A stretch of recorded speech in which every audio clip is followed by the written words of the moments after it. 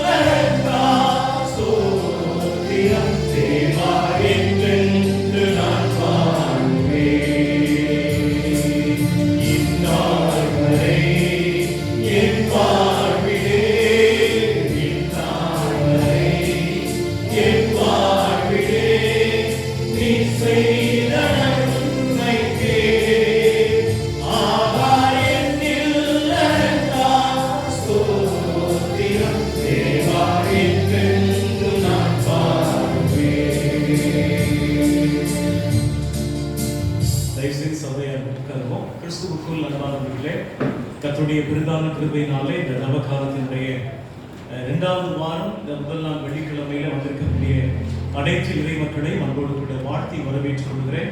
இன்றும் நாளையும் நாளை மறுதினம் ஞாயிற்றுக்கிழமை காலை இந்த 3 நாட்களில் நம்முடைய அழைப்பினை ஏற்று கர்த்தருடைய வார்த்தை நமத்திய உபவாசத்தோடு பகிர்ந்து கொள்ள வந்திருக்கக்கூடிய சுமார் 35 ஆண்டுகளுக்கு மேலாக இயேசுவின் தயவு ஊழியங்கள் பிசி பற்றி தேனி பகுதியை மையப்படுத்தி ஸ்தாபகராக இருந்து சிறப்பாக அனைத்து டினாமினேஷனுக்கு அப்பாற்பட்ட அனைத்து திருச்சபைகளிலும் ஆண்டவருடைய நாம மகிமைக்கென்று சிறப்பாய் ஊழியம் செய்து நம்முடைய குருசேகரத்திலே அதிகமாய் பரிட்சிக்கப்பட்டு 4 தடவை நம்முடைய குருசேகரத்துக்கு வந்து அநேக காரியங்களில கர்த்தருடைய வார்த்தை பகிர்ந்திருக்கக்கூடிய மதிப்புக்கும் மரியாதைக்குரிய கர்த்தருடைய ஊழியக்காரர் அன்பு சுவிசேஷகர் ஞானதாஸ் ஐயா அவர்கள் நம்மத்தில் வந்திருப்பது மிகுந்த மகிழ்ச்சியுடைய காரியம். அதே வேளையில பாடலோடு பாடி கர்த்தருடைய வார்த்தையை இந்த 3 நாட்களில் ஆண்டவருடைய நாம மகிமைக்காக வந்திருக்கிறார்கள்.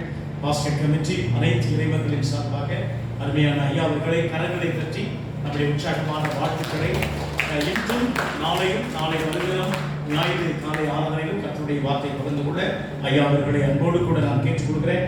இந்த நாளில் அருமையான ஐயா அவர்களை முதல் பகுதி ஆராதனை நடத்தியும் அதனை தொடர்ந்து கர்த்தருடைய வார்த்தை பகிர்ந்து கொள்ள யாவரின் சார்பாக ஐயா அவர்களை அன்போடு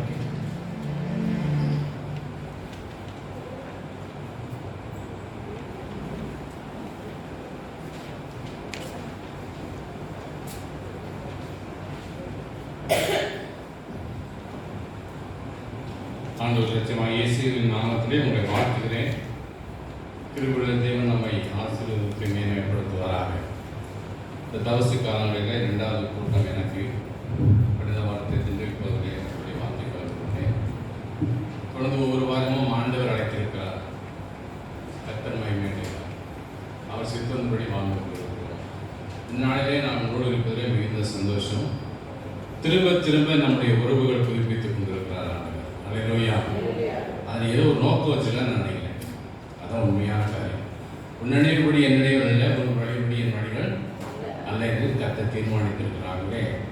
அதிக நேரம் பேசி எடுத்துக்கொள்ளாதபடிக்கு சரியாய் நேரத்தை பயன்படுத்தி நாமத்திற்கு நாளில் பயன்படுத்த கர்த்தர் உதவி செய்வாராக.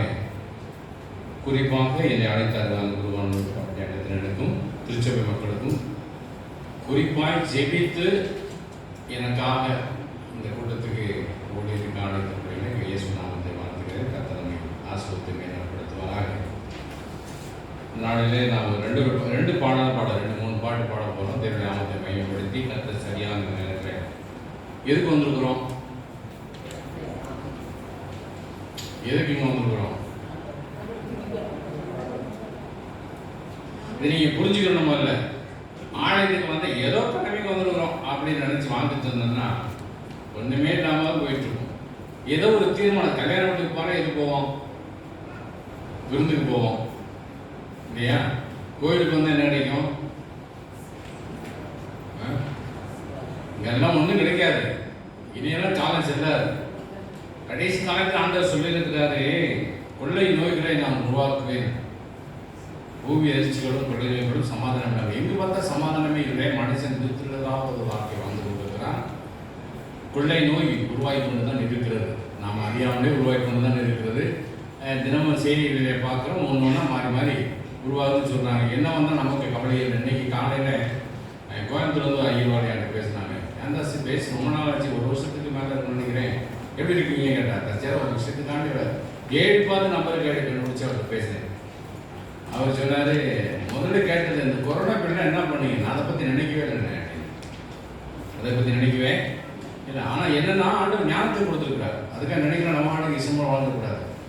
வீடு வீடாக போயிட்டு நாம் அவங்க இருக்கிறது நம்ம குறைய விடாது, நமக்கு இருக்கிறது அங்கே சரிக்காக நாம் தேவநாமத்தை மேம்படுத்த. பாட்டுத்தாளில் முதல் பாடல் என்னை மறவா இயேசுநாதா. குறிப்பாக நான் பெருமைக்காக சொல்லவில்லை. தவசு காலங்களில் கடைசி வாரத்தில் கோயம்புத்தூரில் ஒரு மீட்டிங் வச்சுருக்காங்க. அவங்க நேற்று கூட பேசினாங்க, ஐயா பாடல்களை ரிஹர்சல் பண்ணுகிறது கொஞ்சம் ஆயிடுச்சு. என்னங்க மதியம் எடுத்துக்கொண்டு கடந்து போகிறது. என்னை மறவா இயேசுநாதா உந்தன் தயவா. இன்னைக்கு நீங்க நானும் உயிரோடு இருப்பது ஆண்டு சுத்த கிருபை. அல்லேலூயா. எப்படி இருக்கீங்க? நீங்க நல்லா எனக்கு என்ன, நான் பல முறை வந்து சொல்லிட்டு தானே இருக்கிறேன். நீங்க நல்லா எனக்கு என்ன, நான் நல்லா உங்க என்ன. கர்த்தருடைய கிருபையினாலே அதை ஆண்டு சொல்லத்தான் ஆண்டு ஆலயத்துக்கு நம்ம அழைத்து வந்திருக்கிறார். அந்த ஞாபகம் கட்டாயம் இருக்கணும். அவருடைய இல்லைன்னா உலகத்தை வாழ முடியாது. இனி காலங்கள் கொடூரமாக இருக்க போகிறது. அதை பற்றி உண்மையான கிறிஸ்தவன் பயம் இருக்க வேண்டாம். இந்த பாடலை பாடி தேவநாமத்தை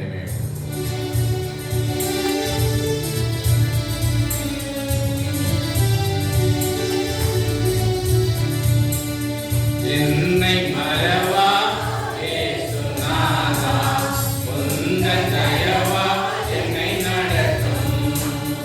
என்னை மறவா இயேசுநாதா உந்தன் தயவா என்னை நடத்தும். வல்லமை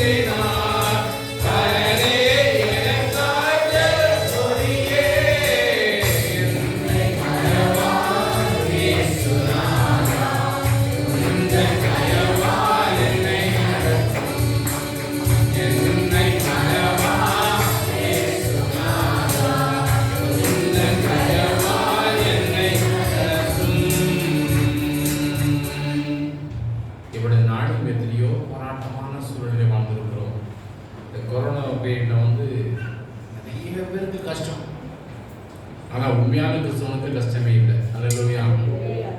ஆண்டவர் நம்ம வழி நடத்தினாலும் இல்லையா? அந்த கொரோனா இறந்தவங்களை யாரும் நம்ம பார்த்துருக்கோமா? பல இடத்தை கேட்டுட்ருக்கேன். முடிஞ்சு போச்சுன்னு சொல்கிறாங்க, இன்னும் இருக்குன்னு சொல்கிறாங்க. யாருன்னா பார்த்தீங்களா? அது வாட்ஸ்அப்லேயோ யூடியூப்லேயோ இல்லை டிவிலேயோ கூட அதை காட்டலை. ஆனால் வியாதி இருந்தது உண்மை. இன்றைக்கி அமெரிக்க தேசத்தில் இருக்குது. முந்தின நாள் அமெரிக்காவிலேருந்து வந்த ஒரு சகோதரனை பார்க்க நான் சேர்ந்துருந்தேன். 20 நாளைக்கு நான் எங்கேயும் போகலான்னு சொல்லியிருக்காங்க. அதனால் நீங்கள் வந்து ரொம்ப சந்தோஷம். அங்கே எப்படி இருக்குட்டாங்க, நிறைய பேர் இறந்துட்டாங்க பிரதர் அப்படின்னு சொன்னார். அவர் அவங்க வர முடியாமல் 2 வருஷமாக ரொம்ப கஷ்டப்பட்டு தான் வந்து சேர்ந்துக்கிறாங்க. இதெல்லாம் ஏன் சொல்லணும்னா, உங்களையும் என்னையும் உயிரோடு வைத்த ஆண்டவர் அப்படிப்பட்ட வியாதியை கூட நம்ம பார்க்க முடியாத அளவுக்கு செய்த ஆண்டவர் நன்றி செலுத்த வேண்டும். அல்லேலூயா. அந்த சிந்தையோடு நான் பாட்டு பாடுறது மட்டும் கிடையாது. இந்த பாடல் பாடும்போது அதுக்குள்ளாக அந்த கருத்துக்குள்ளாக நம்மை ஈடுபடுத்திக் கொள்வது வியந்த சிறப்பான ஒரு காரியம். ஆகவே இன்றைக்கு சேஸ் ராஜா தவசி காலங்களே இந்த பாடலாம் பாடுவது மிகுந்த சால சிறந்தது. இன்றைக்கு சேஸ் ராஜா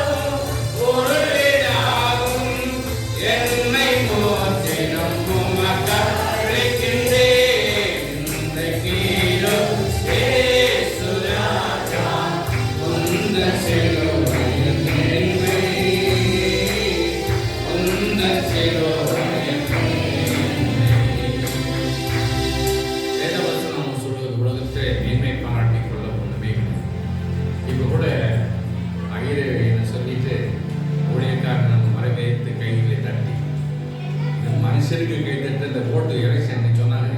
எலெக்ஷன் அறிவிச்சிட்டாங்க.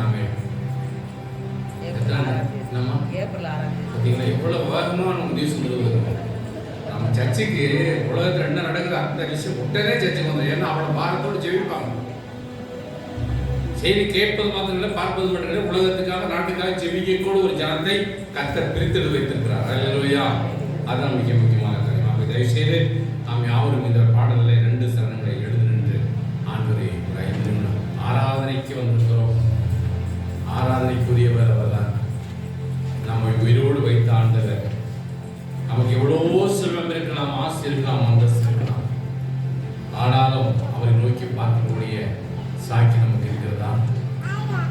தவசு காலத்திலாவது அவரை நோக்கி பார்க்கக்கூடிய ஒரு சாங்கியத்தை நாம் பெற்றுக்கொள்வோம். அவர் நமக்காக கைகளிலும் கால்களிலும் சிந்தைகளில் காயங்கள் ஏற்றார். அந்த காயங்களை நினைத்து பார்த்தா அதுக்கு என்ன காணிக்கை நாம் செலுத்திருக்கிறோம்? நம்ம அர்ப்பணிக்கக்கூடிய வாழ்க்கை இருந்தால்தான் இனிவரும் காலங்கள் கடந்து போகும். நாம் உயிரோடு வாழ முடியும். உயிரோடு வாழ்ந்தால் ஆண்டவருக்காக வாழ வேண்டிய தீர்மானத்தோடு இந்த பாடலின் முதல் சரணத்தையும் கடைசி சரணத்தையும் நாம் பார்ப்போம்.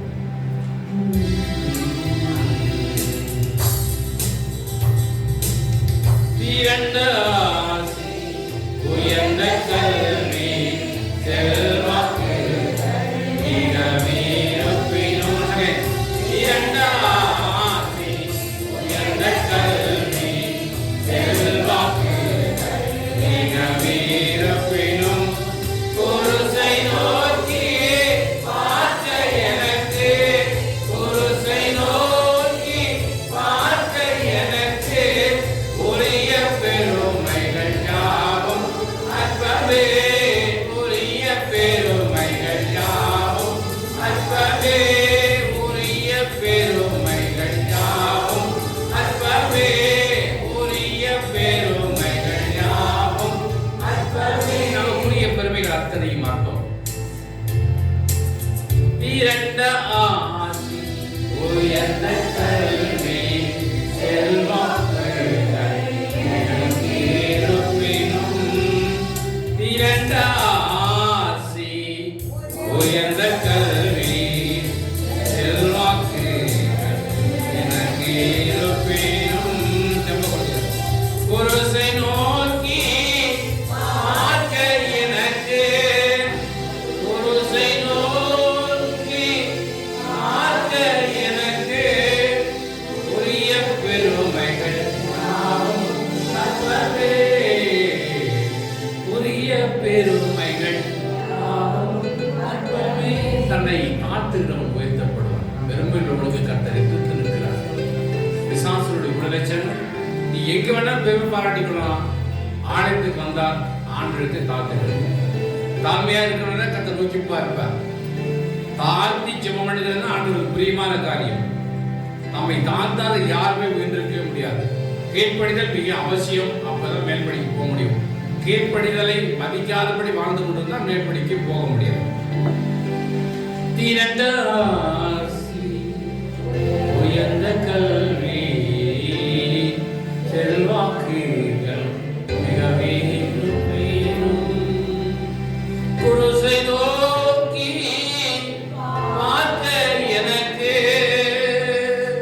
குருசை நோக்கி பார்க்க எனக்கு உரிய பெருமைகள் யாவும் அற்பமே இன்றைக்கு சுராஜா உந்தன் சிலுவையன் மேன்மை உந்தன் சிலுவையன் மேன்மை சென்னை வீழா கைகானின்று சிந்துதோ துயரோடே அன்பு சென்னை வீழா கைகானின்று சிந்துதோ துயரோடே அன்பு மன்னாயிரை போன்ற காட்சி மன்னாயிரை போன்ற காட்சி என்னாலிலுமே எங்கும் காணே இன்றைக்கு மனப்பாட பாட்டு உந்தன் சிலுவை மேன்மை உந்தன் சிலுவையன் மேன்மை இந்த விந்தை அன்பு கேடாய் என்னை காணிக்கை திரும்பவும்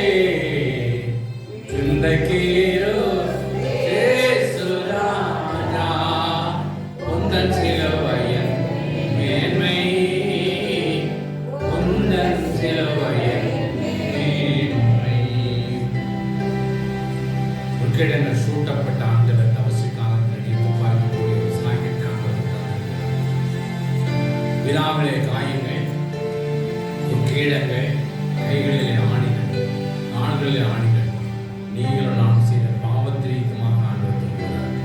கடவுள் காப்பாற்றிக் கொள்ள அவருக்கு தெரியும். நமக்கு உணர்வு உண்டாக வேண்டும் என்பதற்காகவே கர்த்தர் சிலுவையிலே தன்னை அர்ப்பணித்துக் கொண்டார். எத்தனை நாட்கள் 365 நாட்கள் உலகத்தில் வருஷத்தை கடத்தி கொண்டு போனார். 40 நாளாவது அவருக்காக தன்னை அர்ப்பணித்து வாழ்கிற ஒரு கிறிஸ்தவ வாழ்க்கை இல்லை என்று சொன்னார். வெறுமனான வாழ்க்கை. தேவஜனமே, சிந்தித்து பார்த்து ஆண்டவருக்கு ஒப்பு கொடுப்போமா? சிந்தித்து பார்த்து ஆண்டவருக்கு ஒப்பு கொடுப்போம். இந்த விந்தை அன்பு என்னை காணிக்கை ஏனேடுவே. இந்த விந்தை அன்பு கேடா என்னை காணிக்கை ஏனேடுவே. என்றாலும் பொருளிடாகும் என்றாலும் பொருளிடாகும் என்னை முற்றிலும் உமக்களிக்கிறேன். ஒப்பு கொடுப்போம். என்னை முற்றிலும் உமக்களிக்கிறேன். இன்றைக்கு ராஜா உந்தன் சிலுவையின் மேன்மை, உந்தன் சிலுவையின் மேன்மை. அர்ப்பணிப்போம். அர்ப்பணம் இல்லாதபடி ஆண்டுடைய பிரசனத்தை உணர முடியாது. பாடுவது வேற, உணர்ந்து தன்னை அர்ப்பணிப்பதற்காகத்தான் ஆண்டவர் எதிர்பார்க்கிறார். உனக்காக ரத்தத்தை சிந்தினேனே, உனக்காக காய வைத்தேனே, என் நீத்து பார்த்தாயா? ஆண்டவர் நமக்கு உணர்த்துகிற ஒரு நேரம். நம்முடைய வாழ்க்கை எத்தனையோ காரியத்தில் ஆண்டவர் சமூகத்தை விட்டு கடந்து போயிருக்கிறோம். நமக்கு எத்தனை ஆசைகள் இருந்தாலும் அதை காட்டும் கிறிஸ்துவின் வாழும் மரணத்தை உணர்ந்து பார்த்து ரட்சிப்பின் அனுபவத்தை பெற்றுக்கொண்டு உண்மையான கிறிஸ்தவ வாழ்க்கை வாழ்ந்த வாழ்க்கை தான் பெரிதான ஒரு வாழ்க்கை. குருசே ஆசிகள்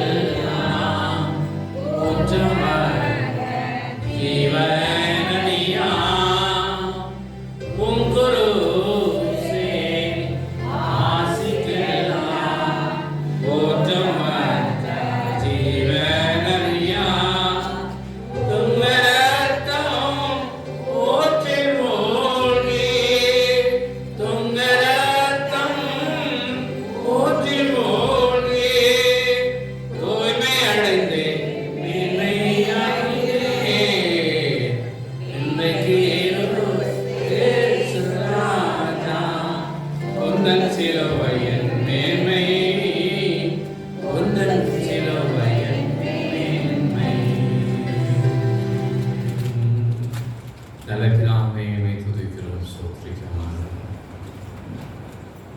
எத்தனையோ பேர்கள் திருச்சபையில் இருக்கிறாங்க.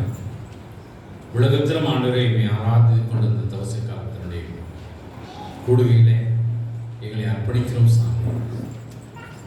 இனியாவது உமக்குன்னு நான் வாழ வேண்டும் ஒரு தீர்மானம் எடுத்து வாழ கத்த கிருபை பாராட்டு. நீர் பேசும், நாங்கள் கேட்கிறோம்.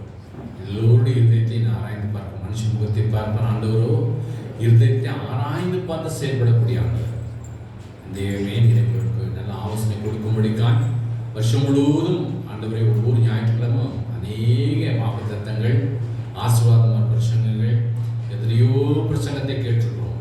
ஆனால் இந்த காலத்தில் எங்களை சீர்படுத்திக் கொள்ள நீ ஆலோசனை தருகிற கர்த்தராய் இருக்கிறேன். நல்ல ஆலோசனை கர்த்தர் சமாதான பிரபு நித்தியராஜா என்று சிலுவையை வாசிக்கிறோம். அதே போல நீ ஆலோசனை கொடுத்ததை நாங்கள் பெற்றுக்கொண்டு வரக்கூடிய ஆண்டுகளின் ஆசீர்வாதத்தை கர்த்தர் எங்களையும் குடும்பத்தை அர்ப்பணிக்கிறோம் சாமி. பொருட்படுத்துகள் பேசுகிறார். இயேசுவின் நாமத்தை ஜெபிக்கிறோம். ஆமென். ஆண்டவரே, தயவுசெய்து உட்காருங்க. நாளைக்கு சரியாக கொஞ்சம் சீக்கிரமாக வந்துடுங்க. சீக்கிரம் வந்தால் நம்ம சீக்கிரம் ஆராதனை முடித்து போவதற்கு கற்றுக்கணும். இதனால செய்திக்கு ஆதாரமாக எரேமியா 33ஆம் அதிகாரத்திலே 3வது வசனம். என்னை நோக்கி அறியாவது எட்டாவது பெரிய காரியங்கள் செய்வேன். நம்ம வசனம். என்னை நோக்கி கூப்பிடு, அப்பொழுது நான் காரியங்களை உனக்கு அறிவிப்பேன். அறிவிப்பேனா செய்வேன். அறிவிப்பேன். பைபிள் வந்து நான் ஒரு வார்த்தை மாற்றக்கூடாது. நான் மாத்திரேன்னா அந்த நேரத்திலே கேட்டுருங்க, கை தூக்கிங்க. ஒரு நிமிஷம் பேர் இப்படி பைபிளில் போடலை அப்படின்னு சொல்லி சரியாக நீங்கள் சொல்லணும். அப்படின்னா வேதத்தை வாசிக்கும் போது கர்த்தர் நல்லவர் என்பதை சாப்பாட்டில் மட்டும் உப்பு இருக்கா. எங்கள் வீட்டில் பார்த்தா அடிக்கடி இப்போ சண்டை ஒரு வயசாகிடுச்சு. நான் ருசி தெரிய மாட்டேங்குது. குழம்பு நாளெல்லாம் அது நல்லாவே நல்லா. ஒருவன் போஜன பிரியனாக இருந்தால் எங்கள் வீட்டிலலாம் அது வசனத்தை சொல்லியே சொல்லுவான். சண்டையும் போட முடியாது, இது கேட்கவும் முடியாது. ஆகவே வேத வசனத்தை வாசிக்கும் போது கர்த்தர் நல்லவர் என்பதை கர்த்தர் கர்த்தர் கர்த்தர் நீங்க சொல்றது தான் வந்திருக்கேன், அதை சொல்ல தான் வந்திருக்கேன். தவிர பெரிய ஒரு பிரசங்கியாக கிடையாது. நான் 35 வருஷமா 34 வருஷமா நிறைய பிரசங்கம் பண்ணிட்டேன். இன்னும் பண்ணுவதற்கு எனக்கு வாஞ்சை. ஆண்டவர் உயிர் கொடுக்கும் நாட்கள் வரை கர்த்தருக்கு உழைக்க வேண்டும். கர்த்தர் நல்ல விசித்து பாருங்கள். வசனத்தை திரும்ப சொல்கிறோம். கர்த்தர் கர்த்தர் கர்த்தர் கர்த்தர். மற்றவங்களாம் சிந்திச்சு போங்க. ஆண்டவர் ஒருவர் தான் நல்லவரே தவிர ஒரு மனுஷனாவது நல்லவன் இல்லை என்பது கர்த்தரே சொல்லுகிறார். ஆகவே நாம் பாவம் செய்து கொண்டே இருக்கவும் கூடாது. இந்த வசனத்தை நம்ம கேட்டதும் மாற்றிக்கொள்ளவும் கூடாது. ஆண்டவே நல்லவர், நம்மை உண்டாக்கிற தெய்வம் நல்லவர். அவருடைய பிள்ளைகளாகிய நீங்கள் நானும் நல்லவங்களாக இருக்கணும். அல்லேலூயா. ரைட். 33 வசனத்திலே செய்திக்கு ஆதாரமாக எடுத்திருக்கிறோம். என்னை நோக்கி கூப்பிடு. காலை ஜெபம் பண்ண மொத்தம் கை தூக்கிட்டு ஒரு அலையில சொல்லுங்க. தவசு காலமான ஜெபம் பண்ணீங்களோ? ஏன்னா இந்த திருச்சபைக்கு வரது ரொம்ப ஆசைப்படுவேன். ஏன்னா அதனால ஜெபம் பண்ணுவேன் எனக்கு தெரியும். வீட்டு கூட்டமும் வீட்டு ஜெப கூட்டம் இருக்கா இல்லையா? தவசுக்கான நம்ம சர்ச்சை விடுங்க. வீட்டு ஜெப கூட்டம்ன்றது குடும்ப ஜெபம்னு அர்த்தம். நானும் என் வீட்டார் என்ன கத்திரையே லைட்டு போட்டாச்சுன்னா இப்படி சாமியில் கும்பிட்ற வேலை நம்மகிட்ட எடுக்கக்கூடாது. லைட்டு போட்டு தூங்குறதுக்கு முன்னாடி ஜெபம் பண்ணிடணும். ஜெபம் பண்ணாத வீடு கூரை இல்லாத வீடு. எப்படி இருக்கீங்க? இப்போ உணாகச்சந்து பார்க்குறதில்ல. எப்படி இருக்கீங்க? நல்லா விசாரிக்கல. எப்படி இருக்கீங்க? ஆமாம், மறக்கூட பறக்கக்கூடாது. நல்லா இருக்குன்னு எந்த காலத்தையும் எந்த ஊழியக்காரங்கன்னா சொல்லிடாதீங்க. வராமல் பிடிச்சவனுங்க மந்திரத்தை போய் நாமளும் போட்டு சார்ஜ் நல்ல ஏசிலாம் போட்டுருக்காங்க. எல்லாரும் பெட்ரோடு ஃபேமிலி நல்லா இருக்கிறாங்க. நீங்கள் நல்லா எனக்கு என்ன கர்த்தர் நம்மை மேம்படுத்துங்க. அல்லேலூயா. பிள்ளைகள் எப்படி இருக்காங்க? எப்படி பரிச்சை எழுதிருக்கிறாங்க? பார்த்துக்கிறேன். சோமலா வந்தாங்களே எப்படி இருக்காங்க? ஒருத்தவங்க சோமலா இருந்தாங்க எப்படி இருக்கிறாங்க? ஜோமணிக்கு ஆண்டவர் பார்த்துக்கிறார். நீங்கள் சொந்த வார்த்தை ஞானத்தை சேர்ந்தவர்களுடைய தேவனுடைய பிள்ளைகள் பேசக்கூடிய வார்த்தை கர்த்தர் மிகப்பட வேண்டும். அதுதான் ஆண்டவர் எதிர்பார்க்கிறார். என்னை நோக்கி நம்ம விடுவிடாம பேசுறதை விட்டு விட்டு நமக்கு ஒரு பிரச்சனை வந்துருச்சுன்னு சொன்னா உடனே புலம்ப ஆரம்பிச்சிடும். நமக்கு ஏதாவது ஒரு கஷ்டம் வந்துச்சுன்னா யாருக்கா சொல்லி அனுபவம்னு இருக்குது. சொந்தக்காரங்களெல்லாம் போன் பண்ணிடுவோம், தெரிஞ்சவங்களாம் போகணும். கடைசி ஊழியக்காரனை பிடிச்சா ஐயா பாசிங் போட்டு ஜோம் பண்ணுங்க. எப்படி? ஆனால் இவங்க சாப்பிட்டுக்கணும். ஏன்னா என் வாழ்க்கை நடக்கிற சம்பவத்தை சொல்றேன். இன்னைக்கு காலையில் கூட ஒரு சகோதரன் ஒரு காரியத்துக்காண்டி ஐயா 10 வருஷமா சொல்லிட்டு இருக்கான். நல்ல ஊக்கமா ஜோம் பண்ணுங்க. பாசிங் போட்டிருப்பீங்கன்னு இன்னைக்கு போட்டிருக்கேன். நல்ல ஜோம் பண்ணுங்க. அவன் திரும்ப சாயந்தரம் ஃபோனே பண்ணல. பிரச்சனை முடியல தெரியும். முடிஞ்சிருக்கும். கத்தை முடிச்சிருப்பார். அவன் ஜெபத்தை கேட்க ஆண்டவர் காரியத்தை முடிச்சிருப்பார். ஊழியக்காரனை ஜெபம் பண்ண சொல்லுவாங்களே தவிர they are not doing it.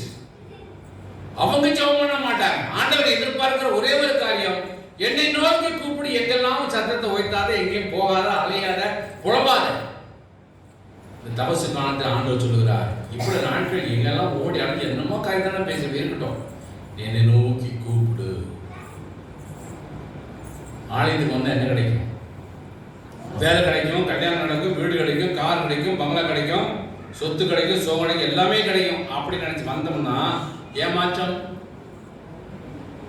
ஆண்டவர் காரியத்தை சொல்லுகிறார், நீ என்னை நோக்கி கூப்பிடு, அப்படி நான் உத்தரவு கொடுப்பேன். சாமி கூட போயாச்சுன்னு சொன்னா சாமி உத்தரவு கொடுக்காம போகக்கூடாது. ஹலோ, நான் பேசுறது கொஞ்சம் கிராம பாணியிலே இருக்கும். நிறைய கூட்டங்கள் கிராமத்தில் நேரம் கேட்பாங்க. அவங்க ரொம்ப இஷ்டம், நமக்கு இஷ்டம் தான். உண்மையான வார்த்தையில பேசுவோம். ஆண்டவர் நிச்சயமாக நம்மோடு பேசுகிறார். ஆண்டவர் நமக்கு உத்தரவு கொடுத்தா தான் இங்கிருந்து போகணும். அல்லேலூயா. எதுக்கு வந்தோம்? ஆண்டவர் ஜெபம் தானே வந்திருக்கிறோம், கேட்கத்தானே வந்திருக்கிறோம். அவர் கொடுக்குறோம்ல, கொடுத்துட்டேன்னு சொல்லி ஒரு நிச்சயம் இல்லாதபடி நம்ம ஜெபம் பண்ணிட்டு வந்து நவபாட்டுக்கு காணிக்கை போட்டு போயிட்டோம்னா முடிஞ்சு போச்சா? ஆண்டவர் சொல்லுகிறார், என்னை நோக்கி நீ கூப்பிடு, நான் உனக்கு உத்தரவு கொடுப்பேன். அல்லேலூயா. இவ்வளவு காலங்கள் ஜெபித்த காரியத்துக்கு உங்களுக்கு பதில் வராமல் இருக்கலாம், இந்த காரியம் நடக்காமல் இருந்திருக்கலாம், கிடைக்காமல் இருந்திருக்கலாம், வெக்ஸா இருக்கலாம், சோர்ந்து போயிருக்கலாம், மனவேதனைப்பட்டிருக்கலாம், எவ்வளவு கஷ்டங்கள் வந்திருக்கலாம். ஆனால் எல்லாவற்றையும் பார்த்து விட்டு ஆண்டவரை பார்க்கக்கூடிய ஒரு சித்தம் இல்லாதபடி இருக்கிறபடினாலே ஆண்டவர் சொல்லுகிறார், என்னை நோக்கி இனி மேற்பட்டு ஜெபிக்காத ஒரு கிறிஸ்தவன் வெறுமனான கிறிஸ்தவன். ஜெபிக்கிற ஒரு கிறிஸ்தவனை தான் ஆண்டவர் விரும்புவார். அப்பாவுக்கு பிள்ளையை பிடிக்குமா, அம்மாவுக்கு பிள்ளையை பிடிக்கும், ஆம்பளை பிள்ளைய? நீங்க அம்மா தான் நிறைய வந்திருக்கிறீங்க. உங்களுக்கு பொம்பளை பிள்ளை பிடிக்குமா, ஆம்பளை பிள்ளை பிடிக்குமா? ரெண்டு நீங்க தானே பார்த்தீங்கம்மா. ரைட், ரொம்ப சந்தோஷம். ஏன்னா நீங்க பிழைச்சிக்கிறோம். இந்த பேலை எப்பவும் ஐஸ் வச்சுக்கிட்டு தான் கஞ்சி ஊற்றிடுவான். இந்த பொம்பளைய இப்படினா வளர்த்தா அவன் ஒரு இடத்துக்கு போறவதான். அவப்பா என்னைக்கு கொஞ்சம் வச்சு மெச்சூரிட்டி ஆகி அந்த பருவத்துக்கு வந்துட்டாலோ அவன் அடிக்கடி பீரத்தை வந்து பாப்பா, எதுக்கு என்ன சேலை வச்சிருக்கேன், என்ன நகை வச்சிருக்கேன், என்ன வச்சிருக்க போகிறோம், பாப்பா சேர்த்து வை, பாப்பா எடுத்து இதெல்லாம் பாப்பாவுக்கு வேணும் மம்மி, இதெல்லாம் ஒதுக்கி வச்சிரு அப்படின்னு சொல்லிட்டே இருப்பான். இப்போ ஆலயத்துக்கு வந்திருக்கிற ஆண்டவர் சொல்லுகிறார், நான் உனக்கு உத்தரவு கொடுப்பேன். அரசாங்க உத்தரவு போடலாம் அழிஞ்சு போயிடும், அட்மினிஸ்ட்ரேட்டிவ் உத்தரவு போட அழிஞ்சு போயிடும். குடும்பத்தில் யார் உத்தரவு போட்டால் இப்போ கேட்கறது நடக்கிறது இல்லை. ஆனால் ஆண்டவர் உத்தரவு போட்டு விட்டால் கட்டாயமாக நடக்கும். அல்லேலூயா. வாக்குரைத்த தேவன் வாக்கு மாறாத தேவன், சத்தியவனாகிய இயேசுவானவர் நம்மிடத்தில் சொல்லுகிறார், நீ எனக்கு எங்களுக்கு கூப்பிடும் பொழுது நான் உனக்கு உத்தரவு கொடுப்பேன். அல்லேலூயா. அவர் உத்தரவு போட்டுட்டு அழியவே அழியாது. அது என்ன உத்தரவு? நீ அறியாது கேட்டு வந்த ஒரு காரியமா இருக்கலாம், கேட்க போற ஒரு காரியமா இருக்கலாம், பல நாட்கள் முயற்சி கொண்டிருக்கலாம், எவ்வளவோ காரியத்தை கேட்டுக்கலாம். இன்னைக்கு ஆண்டவர் உனக்கு உத்தரவு கொடுத்து கேட்டு வந்த காரியத்தை அதை காரணம் அதிகமாக செய்கிற ஆண்டவர். நான் வேண்டிக் குழுவுக்கு ரூபத்துக்கு அதிகமாக கிரியை செய்யக்கூடிய ஆண்டவர் தான் நம்முடைய ஆண்டவர். நம்முடைய ஆண்டவர் தம்முடைய பிள்ளைகளுக்கு என்ன கொடுக்கணும் தெரியுமா தெரியாதா? படைத்த தேவனுக்கு நமக்கு என்ன கொடுக்கணும்னு அவர் கட்டாயம் தெரியும். ஆனால் ஜனங்கள் நினைக்கிறாங்க, நான் கேட்டாதான் கிடைக்குது. நான் ஜெபிச்சேன். எனக்கு ஒரு சகோதரி வாரத்தில் ஒரு நாள் கட்டாயம் பேசுனா ஒரு மணி நேரத்துக்கு பேசுவாங்க. நிறைய சாட்சி சொல்றது மாதிரி சொல்லிட்டு இருப்பாங்க. நான் இதுக்கு ஜெபம் பண்ணேன், ஏசப்பா வந்து எனக்கு தந்தாரு, நான் கொடுக்கறதுக்கு முன்னாடியே எனக்கு ஆண்டு வெளிப்படுத்தினாரு, அதை வெளிப்படுத்துறாரு, இதை வெளிப்படுத்தான்னு சொல்லுவாங்க. நம்ம பொறுமையாக கேட்டுட்டு இருப்பேன். என்ன வேணும் எல்லா பொருளையும் வாங்கி வச்சுட்டாங்க. இருக்க ஆண்டு நம்ம படைச்சிருக்கிறாரு. தன்னுடைய பிள்ளைகளுக்கு என்ன தேவை என்பதை குறித்து உங்களுக்கும் எனக்கு ஒரு ஞானம் இருக்குன்னு சொன்னால், உங்களை என்னை படைத்த ஆண்டவருக்கு நமக்கு என்ன தேவை என்பது அவருக்கு தெரியும். ஆண்டவர் சொல்லுகிறார், என்னிடத்தில் கேட்கும் போது உனக்கு வேண்டியதெல்லாம் கட்ட அதிகமாக உனக்கு நான் கிரியை செய்வேன் சொல்லுகிறார். அல்லேலூயா. நீ அறியாத உனக்கு எட்டாமான பெரிய காரியத்தை நான் உனக்கு அறிவிப்பேன். அடுத்து அதே அதிகாரத்தில் 6வது வசனத்தை வாசிங்க. ரைட், இங்க பாருங்க, இந்த வசனம் ஆரம்பிக்கும் போது இந்த வேதத்தை வாசிக்கும் போது என்ன நேரத்தை என்ன சூழ்நிலையை சொல்லியிருக்கிறாங்க அப்படின்னு நினைச்சு பார்த்தா ஒவ்வொரு வார்த்தைக்கும் அந்த 3 எடுத்துக்கொண்டு ஒரு பெரிய ரகசியம் நடந்தது. இதோ நாகமலை புதுக்கோட்டையில் இருக்கிற திருச்சபை பிள்ளைகளே, உங்களுக்கு நல்ல ஒரு செய்தி இருக்கிறது. ஆலையை முடித்து நீங்கள் வெளியே போகும்போது ஒவ்வொருவருக்கும் ஒவ்வொரு ₹1 ஆண்டவர் வைத்திருக்கிறார். ஹலோ, இப்படி பொய்யான பிரசங்கம் நாம் நடந்தது காலையில். நிறைய பொண்ணும் பொருள் அங்கே வச்சிருக்கிற ஆண்டவர் கொடுப்பாரு. இது அல்ல, இதோ இந்த திருச்சபை எச்சரிப்பை கொடுக்கிற ஆண்டவர். நீ கேட்டு வந்த காரியத்தை காட்டிலும் உனக்கு சௌகியத்தை ஆண்டவர் தருவார். அல்லேலூயா. நீங்க நானும் பணக்காரங்கள ஏழைகளா, நீ என்ன சொல்ல அது நடக்கும். உன் வாயின் வார்த்தைகளை கத்த கரப்படுத்துவார். அல்லேலூயா. உங்கள் வாயின் வார்த்தைகளை கத்த கரப்படுத்துவார். பணக்காரங்கள ஏழைகளா, அதுக்கு ஒரு சந்தேகப்பட்டு சொன்னா அவங்க நீ டவுட்டு பட்ட அவுட்டு. நீ நானும் பணக்காரன் இருக்கிறதுனால தானே அரசாங்கம் நமக்கு உதவி செய்ய மாட்டேங்குது, அட்மினிஸ்ட்ரேட்டிவ் செய்ய மாட்டேங்குது. நம்ம குறைஞ்சு போயா இருக்கிறோம். எல்லாவற்றையும் ஃபஸ்ட் கிளாஸாக இருக்கிறோம். சாப்பாடு முதற்கொண்டு, உடுத்துறது முதற்கொண்டு, போக்குவரத்து, அத்தனை காரியத்தை, வீடு வாசல், சகல காரியத்தை கர்த்தர் சௌக்கியத்தை கொடுத்திருக்கிறார். அல்லேலூயா. என்ன வாழ்க்கையிலே உனக்கு சௌக்கியம் குறைவாக இருக்கிறதோ அந்த சௌக்கியத்தை ஆண்டவர் தருவார். அவரால் நம்ம தர முடியும், அவர் கொடுக்க முடியும். அதுக்கு சில காரியங்களை, இதோ சௌக்கியத்தையும் ஆரோக்கியம். ஒரு மனுஷனுக்கு பணம் இருந்தால் மட்டும் போதாது, எவ்வளவு செல்வங்கள் இருந்தால் மட்டும் போதாது, ஆரோக்கியமான வாழ்க்கையும் தேவை. நான் பெங்களூருக்கு ஒரு முறை ஒரு 10 வருடத்துக்கு முன்பதாக ஒரு இடத்துக்கு ஜோம் பண்ண கூப்பிட்டு போனாங்க. ஊருக்கு போனாங்க. அந்த வீட்டுக்குள்ளே போனால் தங்க ஊஞ்சலில் ராணி உட்காந்துருந்தா, பெரிய செல்வந்த மனைவி உட்காந்துருந்தா. கதை சொல்கிறத கேள்விப்பட்டிருக்கேன். உண்மையாகவே தங்க ஊஞ்சலில் ஒரு லேடி உட்காந்து நான் பார்த்தேன். நான் கூட்டு போய் எனக்கு ஒரு சூல் போட்டுருந்தாங்க, அதில் உட்காந்துருந்தேன். என் கூட வந்த விக்டரும் பக்கத்தில் உட்காந்துருந்தார். அவங்க மார்வாடிஸ், ஹிந்தி தான் பேசுகிறாங்க, மராத்தி பேசுகிறாங்க, மற்ற லாங்குவேஜ் அவங்களுக்கு தெரியல. நாங்கள் இங்கிலீஷ்லேயே ஓரளவுக்கு பேசி அவங்களோட காரியத்தை கேட்டு நாங்கள் ஜெபம் பண்ணிட்டு வந்தோம். அவங்க சொன்னாங்க, ஒரு நாளைக்கு நாங்கள் மெடிசன் மட்டும் 50,000 செலவு பண்ணோம். ராஜ்கோ கம்பெனி அதனுடைய பெரிய பணக்காரன். ஒரு நாளைக்கு வைத்தியத்துக்கு மட்டும் ஒரு 50,000 நான் செலவு பண்ணேன்னு சொன்னால் எவ்வளோ பணம் வந்தாலும் வீணாக தான் போயிடும். ஆண்டவர் நமக்கு சௌக்கியத்தை கொடுத்தா அதிலே ஆண்டவருக்கு மகிமையாக நாம் ஜீவிக்க வேண்டும். அல்லேலூயா. இந்த வீடு யாருடைய வீடு? கர்த்தருடைய வீடு. இன்னைக்கு யார் பேரை போட்டு வச்சிருக்கிறோம்? இயேசு சாமி பேரை. ஒருவேளை சிலுவையினால் போட்டு வச்சிருக்கிறோமா, இல்லை சுற்றி ஏதாவது ஒரு வசனத்தினால் போட்டு வச்சிருக்கிறோமா? அது இல்லாட்டி பற்றி வாழ்ந்து கொண்டு இருந்தால் அது வெறுமனான வார்த்தை. சௌக்கியத்தை ஆண்டவர் கொடுக்குறான்னு சொன்னால் ஆண்டவர் கொடுத்த சௌக்கியத்தை நாம் இழந்து போகக்கூடாது. இன்னைக்கு யாருடைய வாழ்க்கை என்னென்ன குறை இருக்கிறதோ அந்த குறைகளை மாற்றுகிற ஆண்டவர் சௌக்கியமான வாழ்க்கை கிறிஸ்துவனுக்கு ஆண்டவர் வைத்திருக்கிறார். உண்மையான கிறிஸ்துவனுக்கு சௌக்கியமாத்தை ஆண்டவர் தருவார். அது மாத்திரமல்ல, ஆரோக்கியத்தையும் தருவார். என்னாவும் தரிக்கப்பட்ட பிள்ளைகளை உயர்ந்த அடைக்கத்தில் வைக்கிற சங்கீதம் 91 வாசிக்கிறோம். கிறிஸ்துவ நாமத்தில் யாராவது உயர்ந்திருந்தாலும் கர்த்தர் உயர்த்துகிற ஆண்டவர். நாம் தாழ்ந்துக்க வேண்டிய அவசியமே கிடையாது. மற்ற புரட்சியாளர் ஜனங்களை பற்றின நாம் இருந்து கெஞ்சக்கூடிய பிச்சைக்காரத்தனமான வாழ்க்கை வாழவே கூடாது. தாழ்ந்திருக்க வேண்டிய அவசியமே இல்லை. தேவ சமூகத்தில் நம்மை தாழ்த்தும் போது கர்த்தர் பல இடங்களில் நம்மை உயர்த்தி வைத்திருக்கிறார். என் நாமந்தரிக்கப்பட்ட பிள்ளைகள் உயர்ந்த அடக்கத்தில் இருப்பாங்க. ஆண்டவர் சொன்ன வாக்குத்தத்தங்களை ஒரு நாள் அவர் வளர்க்காத தேவனாக இருக்கிறார். இன்றைக்கு நம்மளை எல்லா கஷ்டங்களையும் நீக்கி, வறுமையை நீக்கி, எந்த வாழ்க்கையில் சௌக்கியத்தில் குறைப்பட்டுள்ளதும் சௌக்கியத்தை ஆண்டவர் கொடுத்து நிறைவான ஆசை கொடுக்க வல்லவராய் காணப்படுகிறார். குணத்தை ஆண்டவர் 3வது காரியத்தை பார்த்து குணமாக்கக்கூடிய ஒரு காரியம். குணசாலியான ஸ்திரியை கண்டுபிடிப்பவன் யார்? ஆரோக்கியத்துக்கு ஒரு உதாரணத்தை வேதத்தை பார்த்தோம்னு சொன்னால், எசேக்கியேல் ராஜாவுக்கு வியாதிப்பட்ட பொழுது ஏசாயா தீர்க்கன் அந்த வீட்டுக்குள்ளே போய் என்ன சொன்னார்? வாசிங்க. 2 ராஜாக்கள் புஸ்தகம் 20ஆம் அதிகாரம் 1வது வசனம். 2 ராஜாக்களின் புஸ்தகம் 20ஆம் அதிகாரம் 1வது வசனம்.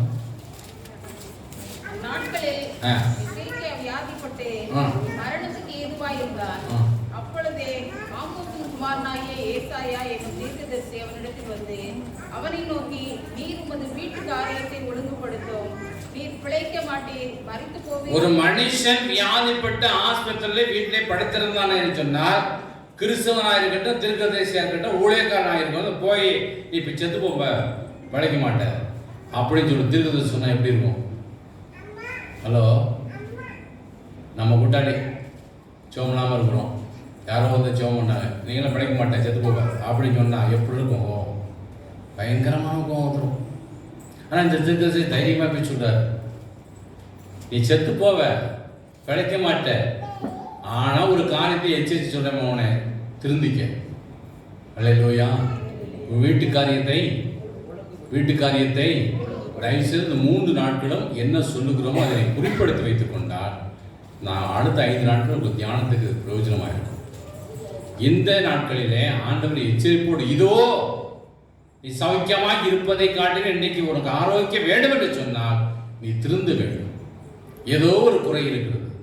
பாவம் செய்கிறவன் வாழ்வடைய மாட்டான், அறிக்கை செய்து விட்டு விடுகிறனோ இரக்கம் பெறுவான். பாவத்தினாலே சாபங்கள், சாபத்தினாலே வியாதிகள், வியாதினாலே மரணங்கள், இதுதான் உலகத்தில் சொல்லப்பட்டது. ஆண்டவர் சொல்லுகிற காரியங்கள். அவங்க தேவனுடைய பிள்ளைகளே, உன் வீட்டு காரியத்தை ஒழுங்குபடுத்து. எந்த வீட்டு காரியத்தை? எந்த வீட்டு காரியத்தை? எஸ்ஐக்கள் வீட்டு காரியம், நம்ம வீட்டு காரியத்தை நம்ம ஒழுங்குபடுத்தணும். நாம தங்கியிருக்க வீட்டு காரியத்தை யார் என்ன வேலையை செய்யணுமோ அந்த வேலையை கரெக்டாக செஞ்சிடணும். இந்த வீட்டு காரியத்திலே நமக்கு என்ன காரியத்தை கொடுக்கப்பட்டிருக்கோ அந்த காரியத்தை சரியா செய்யணும். அல்லேலூயா. இந்த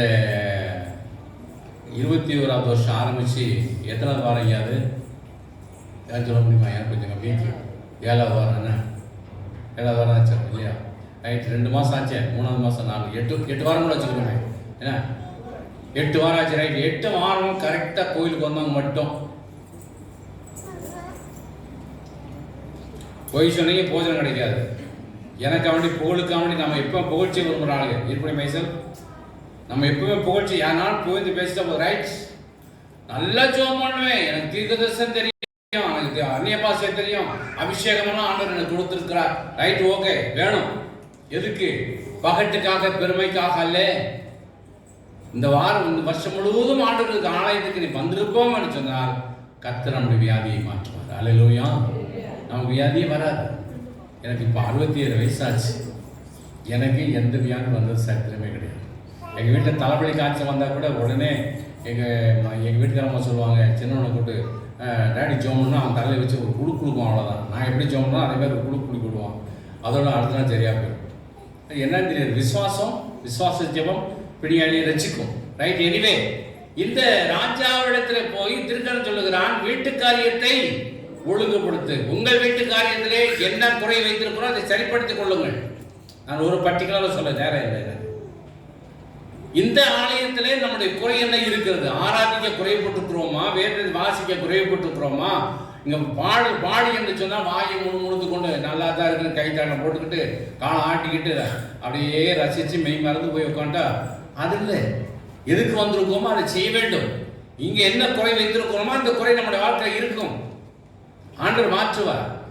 அப்படி இந்த வீட்டு காரியத்தில் ஒழுங்குபடுத்த வேண்டும். அல்லேலூயா. யாருக்கோ வந்த காரியம் என்று நினைத்து அசுத்தத்தன்மை வாழ்ந்து கொண்டு போச்சுன்னா திருச்சபையிலே கர்த்தர் பிரியமான காரியத்தை செய்திருக்கிறோமா? எல்லாவற்றும் மிக முக்கியமான காரியம் இந்த வீட்டு காரியத்தை ஒழுங்குபடுத்து. இந்த வீட்டு காரியத்தை இதை வாசப்படியில் நின்று அதை தட்டுகிறேன். ஒரு தட்டு சத்தத்தை கிட்ட திறப்பான்னு சொன்னால் உள்ளே பிரவேசத்தோடு கூட நான் போச்சனம் பண்ணுவேன். இங்கே இருதயத்துக்குள்ளே ஆண்டவர் வாசம் பண்ண வேண்டும். இருதயத்தில் யாராருக்கு என்னென்ன சிந்தை ஓடிக்கொண்டு இருக்கிறது, வேண்டாத காரியங்கள் எவ்வளவோ சொன்னாலும் திருந்தாத காரியங்கள், அப்படி இருந்தால் வியாதி வரத்தான் செய்யும். திருந்தணும். இந்த இருதயத்தை தேவ சமூகத்தில் ஒப்பு கொடுத்து விட்டால், கர்த்தர் ஆளுகை செய்தால் எல்லாம் பார்த்துக் கொள்வார். நோய் நொடியில்லாத வாழ்க்கை கொடுப்பார், குறையில்லாத ஐஸ்வர்யத்தை கொடுப்பார், நிறைவான ஆசுவத்தை தேவன் தரப்படி வல்லவராய் காணப்படுகிறார். ஆகவே இந்த வீட்டு காரியத்தை ஒழுங்குபடுத்த வேண்டும். என்ன காரியத்தை ஒழுங்குபடுத்தி இருக்கிறோம்? வாசிகள் பார்க்கலாம். சபைக்கு ஆண்டு எச்சரிப்பை கொடுக்கிற வார்த்தை யோவானுடைய சுவிசேஷ புத்தகம் 8ஆம் அதிகாரம் 44வது வசனம். 8:44.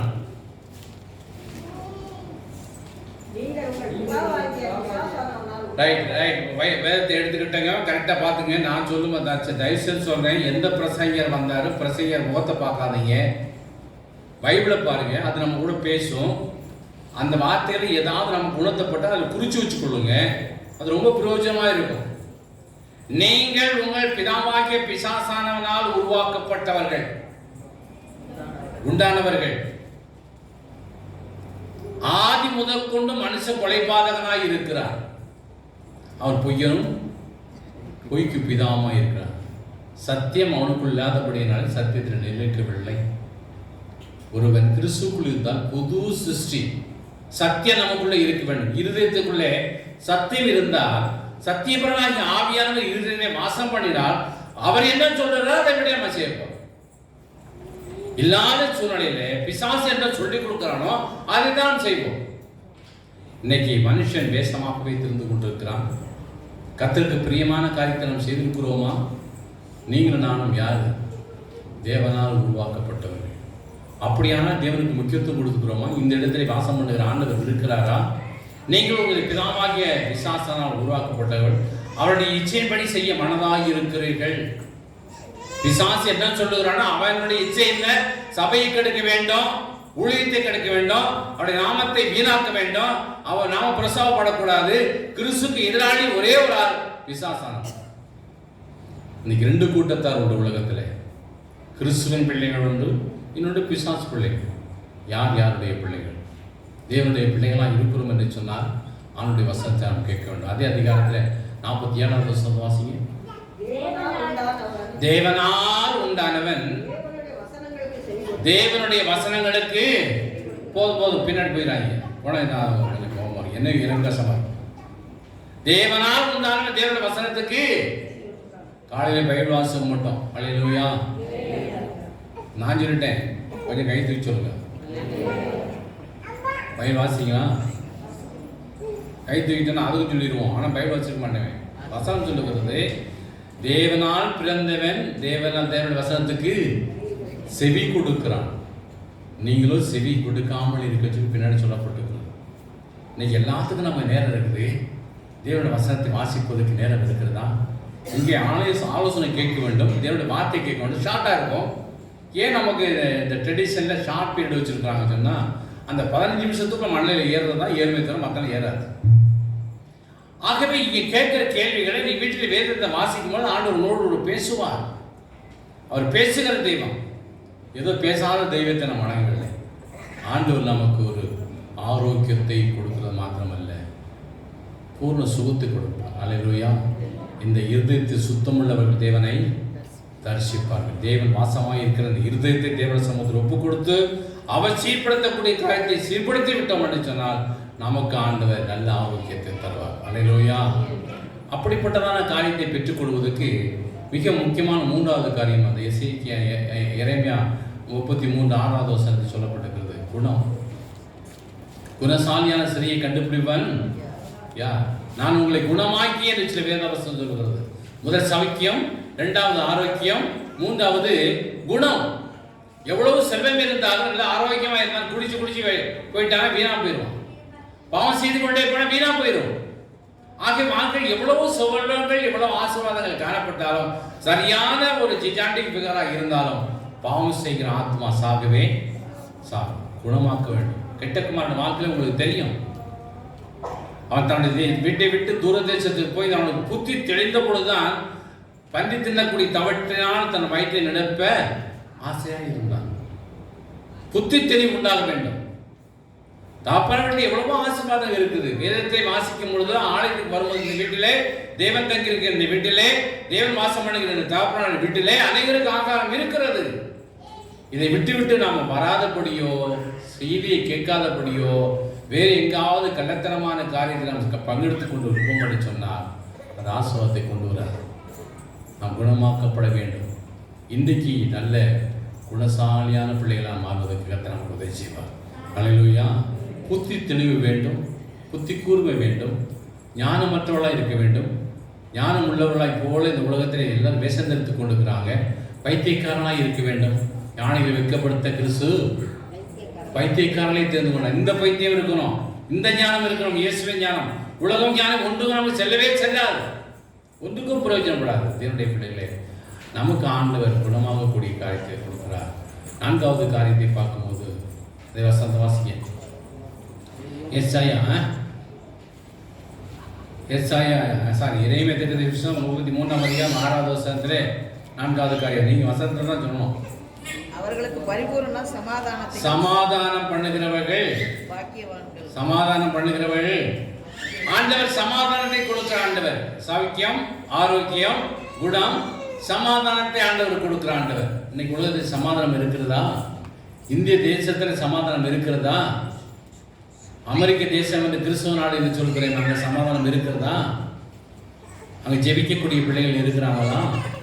நேற்று வந்த சகோதரத்தை கேட்டேன், அங்கே அப்படிலாம் சரியாக ஆராதனைக்கு யாரும் வரமாட்டாங்களாமே அப்படின்னு சொன்னால், இல்லை பிரதர் இருக்கு, வர்றாங்க, ஆனால் அதிக நேரம் இருக்க மாட்டாங்க, ஜெபம் பண்ணிக்குவோம். ஆனால் அங்கே ஃபெல்லோஷிப் நிறைய இருக்குது.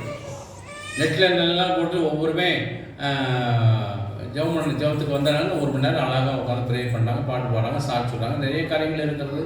விடுவிடாக கூடி ஜெபிக்கிற ஜெபக்கும் இருக்குது. அப்படி ஒன்று ரொம்ப குறைப்பட்டு போகவில்லை. அதுக்கெல்லாம் காரணம் நாம் ஜெபிக்க வேண்டும். சமாதானம் பண்ணுகிறவர்கள் இன்னைக்கு கிறிஸ்தவனை கொண்டு மற்றவர்கள் இடல் உண்டாக்கக்கூடிய வழிகள் ஏதாவது இருக்கிறதா? நம்மை கொண்டு எந்த குடும்பமா சமாதானம் அடைந்திருக்கிறதா? நம்மை கொண்டு ஏதாவது குடும்பங்கள் கெட்டு போயிருக்கிறதா? நம்மால் முடிந்த அளவுக்கு சமாதானம் பண்ணக்கூடிய திராணியை கர்த்தர் நமக்கு தருவார்.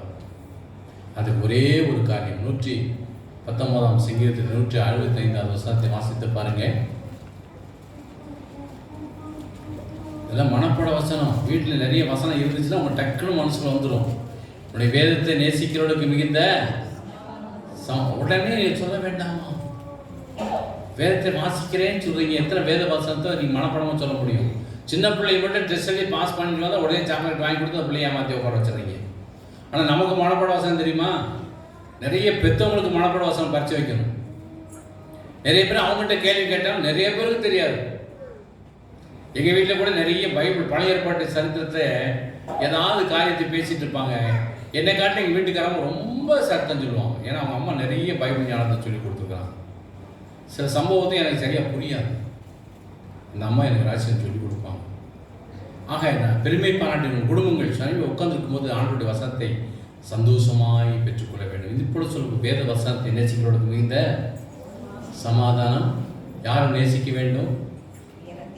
வேதத்தை தேட வேண்டும். யாரை நேசிக்க வேண்டும்? இயேசுவை தேட வேண்டும். இயேசுவை நேசிக்க வேண்டும். அவரை நேசிக்கிற பிள்ளைகளுக்கு மிக சமாதானம். ஆலயத்துக்கு வரும்போது இந்த பைபிள் எப்படி தூக்கிட்டு வரோம்? கிறிஸ்தவனுக்கு ஒரு ஸ்டைல் இருக்கு. ஆலயத்துக்கு வரும்போது வேதத்தை தூக்கி எப்படி சொல்லணும்? இப்படி வச்சுட்டு வரக்கூடாது. இன்னும் தெற்கெல்லாம் நீங்கள் போயிட்டீங்கன்னா சாயந்தரம்லாம் ஆட்சிமார பூரா பைபிள் பாட்டு புத்தகத்தை தூக்கிட்டு இப்படி வச்சுட்டு ஒரு கோயிலுக்கு. அதில் அவங்களுக்கு சந்தோஷம். வேதத்தை நாம் சுமந்தால் கர்த்தர் நம்மை சுமப்பார். அல்லேலூயா. அந்த ரகசியத்தை நான் புரியாதபடிக்கு நிறைய ஆம்பளை மாதிரி கோயிலுக்கு வரும்போது பைபிள் என்ன செய்யல, அதுக்காக ஞாயிற்றுக்கிழமை வராமல் விட்டுறாதீங்க. இன்னைக்கு ஆரம்பிச்சிட்டாங்க. ஞாயிற்றுக்கிழமை வேற நிறைய காரியங்கள் இருக்கிறது. வேதத்தை சுமந்து கொண்டு வர வேண்டும். அது இன்றைக்கு வேதத்தை நம்ம சுமந்தால் வருங்காலத்தில் வேதம் நம்மை சுமக்கும். அல்லேலூயா.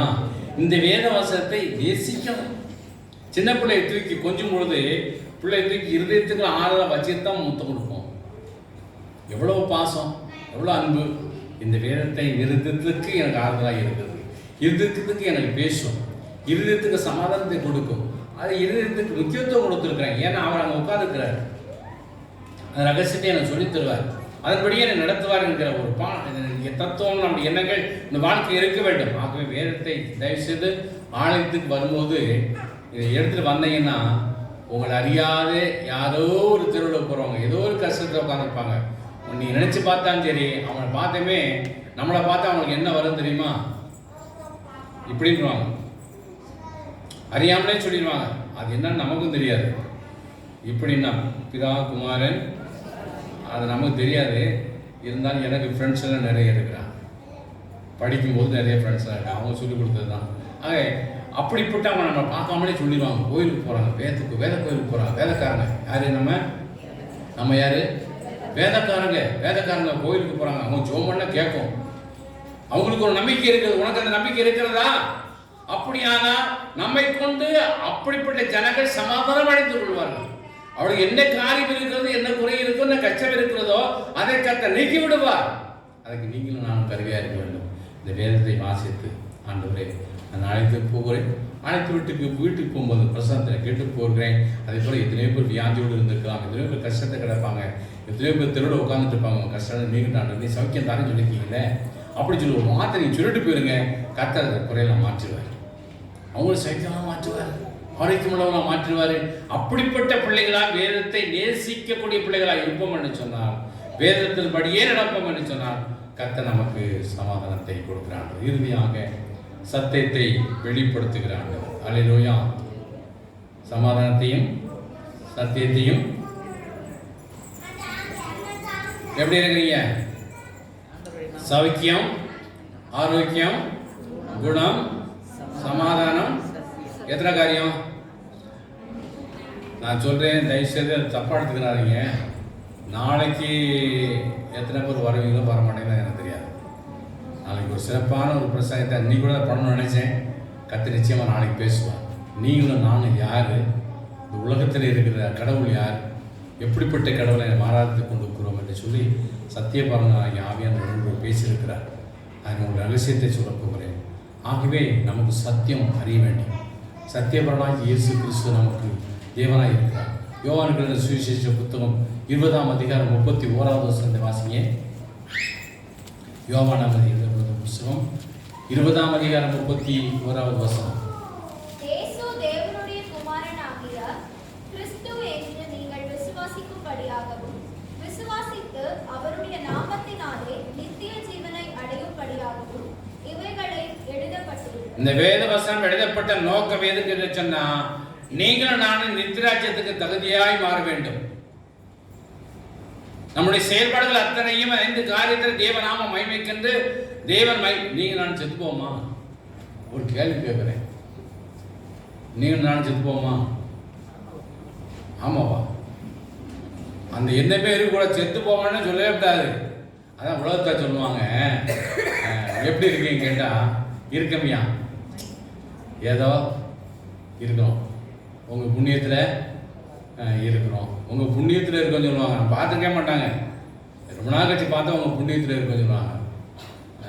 சில பேர் சொல்லுவாங்க, வயசானவங்க இங்கே இருக்கிறவங்க புரட்சாத்தி காடு பாவாங்க எங்கே, இந்த வார்த்தை அறியாமலே சொல்கிறாங்க. சுடுகாடெல்லாம் இல்லாமல் அந்த பேச்செல்லாம் கிடையாது. காடு வாங்கி வீடு எங்கே போனா எங்கேருந்து வந்தோமோ அங்கே தான் போகிறோம். அல்லேலூயா. இந்த நோக்கம் கிறிஸ்தவனுக்கு சத்தியத்தின்படி அறியவில்லை. அந்த சத்தியத்தை மட்டும் 2-3 நிமிஷத்தில் சொல்லி நான் முடித்து கொடுக்குறேன். கத்த பெரிய அற்புதத்தை செய்வார். யோவான் சுவிசேஷம் 20ஆம் அதிகாரம் 31வது வசனம். இயேசு தேவனுடைய குமாரனாகிய கிறிஸ்து. இயேசு என்றால் இம்மானுவேல் தேவன் சொல்லி அர்த்தம். கர்த்தர் நம்மோடு கூட இருக்கிறார், தேவன் நம்மோடு கூட இருக்கிறார் என்று சொல்லி அர்த்தம். புறஜாதி ஜனனத்தில் ஆண்டவர் இருப்பார், இருக்க மாட்டாரா? அவங்க கேட்ட உடனே பதில் வந்துடும். பாவம் செய்கிற இடத்துல இருக்குமா, இருப்பார், இருக்க மாட்டாரா? இருப்பார். அவன் செய்யறதான் பார்த்துட்டே இருப்பார். அவன் திருந்துறதில் பார்த்துட்டே இருப்பார். எப்போ மனம் கதிரி உணர்த்தப்பட்டு திருந்தனானோ ஆண்டவர் ரட்சித்து விடுவார். அல்லேலூயா. உங்களிடத்தில் இருப்ப எல்லா இடத்திலும் இருப்பார். இயேசு என்றால் தேவன் நம்மோடு இருக்கிறவர், இம்மானுவேல் சொல்லி அர்த்தம். கிறிஸ்து என்றால் யார்? கிறிஸ்து என்றால் கிறிஸ்து என்றால் உலக ரட்சகர் என்று சொல்லி அர்த்தம். கிறிஸ்தவனாய் வாழ்வதை, வேதக்காரனாய் வாழ்வதை விட்டுவிட்டு கிறிஸ்தவனாய் வாழ வேண்டும் என்பதுதான் கர்த்தருடைய சத்தியம். கிறிஸ்துவின் பிள்ளைகளாய் இருக்க வேண்டும். என்றைக்கு ஆண்டவர் உலகத்தில் இம்மானுவேல் தேவனா வந்து சிலுவையில் அறையப்பட்டாரோ அன்னைக்கு கிறிஸ்துவாய் வெளிப்பட்டார். அல்லேலூயா. வந்தவர் இயேசுவாய் வந்தவர் கிறிஸ்துவாய் வெளிப்பட்டது உண்மை என்று சொன்னால் நாம் பிறந்த வண்ணமாகவே வாழ்ந்த வண்ணமாகவே இருக்கக்கூடாது, கிறிஸ்துவனாய் இருக்க வேண்டும். சரி, இயேசு தேவனுடைய குமாரனாகிய கிறிஸ்து என்று சொல்லி இருக்கிறேன். பைபிள்ல இயேசு அப்படின்னு சொல்லி வேற யாருக்குனா பேர் இருக்கா? இயேசுன்னு பேர் வச்சுட்டா கடவுள் கிடையாது. இயேசுன்னு நிறைய பேர் வச்சிருக்காங்க. ஃபார் எக்ஸாம்பிள் பைபிள்ல ஒன்று இருக்கு, இயேசுன்னு சொல்லி வேற யாருக்கான பேர் வச்சிருக்காங்களா? டெய்லி பைபிள் வாசிக்கிறேன்னு சொல்றீங்க, தெரிஞ்சிருக்கலாமே. நிறைய முக்கியமான காரியங்களை நீ குறிப்பிடுத்திக் கொள்ள வேண்டும். கொலேசியர் புத்தகம் 4ஆம் அதிகாரம் 11வது வசனத்தை வாசிப்போம். கொலேசியர் 4:11. கிறிஸ்து எனப்பட்ட இயேசுவும் வாழ்த்துதல் சொல்லுகிறார். யார்? யுஸ்து எனப்பட்ட இயேசுவும் உங்களுக்கு வாழ்த்துதல் சொல்லல. சத்தமா தப்பா சொல்றியோ? இல்லை, கரெக்ட் தானே? கரெக்ட் தான். அப்ப சத்தமா சொல்லு. கிறிஸ்து எனப்பட்ட இயேசுவும் வாழ்த்துதல் சொல்லுகிறான் அப்படி சொன்னா அவன் யார்? இயேசுவானவர் அவன் யார் சொல்ல முடியுமா? கொலைசைப்பட்டது போரபுசன் எழுதுகிறார். யுசி எனப்பட்ட இயேசு உங்களுக்கு வாழ்த்துதல் சொல்லுகிறான். அப்ப அந்த காலத்துல இயேசுன்னு நிறைய பேர் வச்சிருக்கலாம், யுசுன்னு பேர் வச்சிருக்கலாம், இயேசுன்னு பேர் வச்சிருக்கிறான். அவன் கடவுள் கிடையாது. என் ஆண்டவரை இயேசு கிறிஸ்து இயேசுவாய் வந்தவர், கிறிஸ்துவாய் வெளிப்பட்டார். அல்லேலூயா. ஒரு சின்ன கேள்வியை மட்டும் நான் உங்கள்கிட்ட கேட்டு முடிச்சிடுறேன். இங்கே இருக்கிற பிள்ளைகள்லாம் இருக்காங்க, சின்ன சின்ன பிள்ளைகள் இருக்காங்க. நீங்களும் சின்ன பிள்ளைகள், நானும் சின்ன பிள்ளையாக வாழ்ந்துருக்குறோம். நம்ம சின்ன பிள்ளையாக இருக்கும்போது நம்முடைய பேர்களை சொல்லி நம்ம பெற்றோர்கள் சொந்தக்காரங்களாம் கூப்பிட்டுருப்பாங்க. இப்போ 40 வயசு 50 வயசு ஆன பொழுது யார் யார் என்ன வேலை செய்கிறாங்களோ அந்த வேலை சொல்லி வேலையை சொல்லி கூடுவாங்களா? என்னையே பார்த்தா ஐயா தோத்துருவியா சொந்தக்காரங்கன்னா என் மச்சனுக்கு காலையை டெய்லி ஃபோன் பண்ணுவேன். பாஸ்டர் தோத்தம் பாஸ்டர், டேய் நான் பாஸ்டர் கிடையாது சுவிசேஷன். சரி அதெல்லாம் இருக்கட்டும், பாஸ்டர்னே சொல்கிறேன். இது எப்போ சொன்னாங்க கேட்க மாட்டான். மச்சான் சொல்கிறான்னு சொன்னால் கூட சொல்ல மாட்டான். தோத்திரம் பாஸ்டர் அப்படின்னும். என்கிட்ட கமெண்ட் அடிக்கிறியா? இல்லை நீ ஊழிக்கார தானே அப்படி தான் சொல்லணும். இப்போ ஐயாவை வந்து ஐயான்னு தான் நம்ம சொல்கிறோம். வாத்தியார் எப்படி சொல்லுவோம்? சாருன்னு சொல்லுவோம். கலெக்டர் எப்படி சொல்லுவோம்? கலெக்டர் எப்படி சொல்லுவோம்? சாரோ கலெக்டர் எப்படி சொல்கிறோம்? டாக்டரை டாக்டர். இன்ஜினியரை அவர் ஒரு காலத்து சின்ன பிள்ளையா இருக்கும்போது இல்லை சின்ன பிள்ளையா இருக்கும்போது பேர் சொல்லியிருப்பாங்க. இப்போ அவங்க பதவிக்கு வந்த பிறகு doctor, engineer, IPS, IAS, teacher, pastor, ஊழியக்கார், சுவிசேஷகன், எத்தனை பேர். இந்த பேர்கள் மாறுவதற்கு காலங்கள் கடந்து போனாலும் நிச்சயமாய் மாற்றக்கூடியவர் மாற்றி விடுவார். அல்லேலூயா. ஆகவே கிறிஸ்தவனாய் இருக்கிற நமக்கு கிறிஸ்து தெய்வமாய் இருக்கிறார். ஆகவே நம்மை படைத்த தேவன், நம்ம உருவாக்கிற தேவன், நம்ம தாயின் கருவில் உருவாக்கும் சீவ சுவாசத்தை கொடுத்த ஆண்டவர் அவர் மரிக்கவில்லை. இன்றைக்கு உயிரோடு இருக்கிறார். நாம் உயிரோடு இருப்போம். நிச்சயமான வாழ்க்கை, நித்திய வாழ்க்கைக்கு தகுதியாக இருப்பதுதான் கிறிஸ்தவ வாழ்க்கை. ஆகவே சத்தியத்தை தெரிந்து கொள்ள வேண்டும். வேதக்காரனாக இருக்கக்கூடாது. வேதக்காரனாக பைபிள் வாசிப்பாங்க, ஆலயத்துக்கு வருவாங்க, சாப்பிடுவாங்க, ஜெபம் பண்ணுவாங்க, உபவாசம் போடுவாங்க, எல்லாம் பண்ணுவாங்க, காணிக்கெல்லாம் போட்டுருவாங்க, தசம் கட்டில் கொடுத்துருவாங்க. தசம் பார்த்து எங்கே கொடுக்க மாட்டாங்க, எங்கே கொடுப்பாங்க? எங்கே சாப்பிட்றோமோ அங்கே பில்லை கொடுத்ததை விட்டு பக்கத்து கடையில் போய் பில்லை கொடுத்து போனால் ஒழுங்காகுமா? நிறைய கிறிஸ்தவனுக்கு இன்றைக்கி ரகசியமான பொய் திருட்டு வேலைலாம் இருக்குது. இந்த சபையில் 10 ரூபா 50 ரூபா சந்தாவா? சந்தா எவ்வளோ? 50 ரூபா 100 ரூபாயா? 150 ரூபாயா? 30 ரூபாயா? இவ்வளோ பெரிய பணக்காரங்களா இருக்கீங்க, ஏசி சேப்பை போட்டு வச்சுருக்கீங்க. 30 ரூபா சந்தானம் வெக்கமா இல்லை? ஆனால் இங்கே 30 ரூபா, வேறு இடத்துக்கு 300 ரூபா அப்படியே மணி நேரத்தில் வச்சுருவோம், அனுப்பிடுவோம். பேங்க் டிரான்ஸ்லேஷன் பண்ணும்போது கூகுளில் அனுப்புறது 3000 30,000 நிறைய பண்ணுவோம். எங்கே சாப்பிட்றோம்? ஞாயிற்றுக்கிழமை எங்கே சாப்பிட்றோம்? இங்கே சாப்பிட்றோம். பில்லை மட்டும் எங்கே அனுப்புகிறோம்? எங்கேயோ அனுப்புகிறோம். அதில் நமக்கு ஒரு திருப்தி.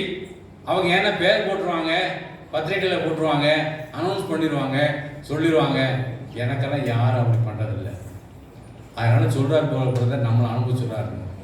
நான் நிச்சயமாக அப்படி கேட்கவே மாட்டேன். என்கிட்ட நிறைய பேர் சொல்லுவாங்க, தயவுசெய்து இயேசு சன்னிதானத்தைன்னு சொல்கிறேன், மீட்டிங் ஒழுங்கா ஐயா நீங்கள் வரீங்க 3 நாளைக்கு உனக்கு எவ்வளோ வேணும்? எனக்கு தேவையில்லை. மியூசிக் வாசிக்கிற பையனுக்கு ஒரு நாளைக்கு எவ்வளவு அவனை கேட்பான், கட்டாயம் கொடுக்கணும். ஏன்னா அதை வச்சு தான் அவனுக்கு பழப்பு இருக்குது. நீ ஊழியத்துக்கும் ஜெபம் பண்ணி ஆண்டு என்ன சொல்ல அதை கொடுத்தீங்கன்னா இன்ன வரை வியாதி கிடையாது, எந்த கஷ்டம் கிடையாது, பாரம் கிடையாது. ஒன்றும் இல்லை, நேர்த்தியாக போயிட்டு இருக்கிறேன், ஒரு வீட்டில் எனக்கு வரவே வராது, ஆண்டு கொடுப்பார். அல்லேலூயா. சத்தியத்தின்படி நாம் வாழ வேண்டும். கடவுளுக்கு பயப்பட வேண்டும். கர்த்தருக்கு பயப்படுகிற மனுஷனை விதமாய் ஆஸ்வதிக்கப்படுவான். நிறைய பேர் சத்தியத்தை அறிந்து பார்க்காதபடி இருக்கிறபடினாலே நிச்சயமாக நம்ம வாழ்க்கையில வேதனைக்குரிய காரியமாக இருக்கும். நாம் சத்தியத்தை அறிந்திருக்கிறோம். சத்தியம் என்று சொன்னால் நரகம் என்று இருக்கிறதா இருக்கு இல்லையா? எங்க இருக்கு? யார் பார்த்தா? யாரும் பார்க்கல. நம்ம ஓப்பனாகவே பேசுவேன். எப்பவும் மனதில் உள்ள இருக்கிற ரகசியங்கள் நம்ம தெரிஞ்ச மாதிரி வேஷம் போட்டுட்டு போகிறதுக்கு எனக்கு முடியாது. உங்களையும் அப்படியே வச்சு சீல் பிடிக்க போல வச்சுக்கிறது தான் வேதனையாக தான் இருக்கும். நரகம் இருக்கிறதா இல்லையா அதை மட்டும் பார்த்துருவோமா? வேதத்தை வாசிங்க. ஏசாயா தீர்க்கதரிசி புஸ்தகம் கடைசி அதிகாரம் 23வது வசனம். ஏசாயா கடைசி அதிகாரம் 23வது வசனம். அப்பொழுது மாதந்தோறும் ஓய்வு நாள் தோறும் மாம்சமான யாவரும் யாரு மாம்சமான யாவரும் கொஞ்சம் அப்படி வெயிட் பண்ணு. மாமிசமான யாவரும் இருக்கா இல்லையா? மாமிசம் தொட்டு பார்த்துங்க. அதனால தான் ஆலயத்துக்கு வந்திருக்கிறோம். அல்லேலூயா. அதனால தான் ஆலயத்துக்கு வந்திருக்கு. மாமிசமான யாவரும் எனக்கு முன்பதாக வந்து என்னை தொழுதுவார்கள் சொல்லி யார் சொன்னது? அப்ப ஆண்டவர் என்ன எதிர்பார்க்காரு? என்னை நோக்கி கூப்பிடு, மாமிசமே, மாமிச சந்தை, நீ மனுஷனா இருக்கேன்னு சொன்னா நீ ஆலயத்துக்கு வந்து ஆண்டவரை ஆராதிக்கவா? நேரம் கிடைக்கும். மாதந்தோறும் ஓய்வு நாள் தோறும், மாதந்தோறும் வரணும், ஓய்வு நாள் தோறும் வரணும், வெள்ளிக்கிழமை தோறும் வரணும், புதன்கிழமை தோறும் வரணும். ஆண்டவர் எச்சரிக்கிறார். ஆனா கேட்கலையே. திருந்தனமே. மாதந்தோறும் ஓய்வு நாள் மாம்சமாரை அவரை கத்த சொல்லுகிறார். அவளை ஆராதித்து விட்டு வெளியே போய் எனக்கு விரோதமாய் பாதகம் செய்த மனுஷருடைய பிரேதங்களை பார்ப்பார்கள். அப்போ கோயிலுக்கு வராதவங்க யாரு?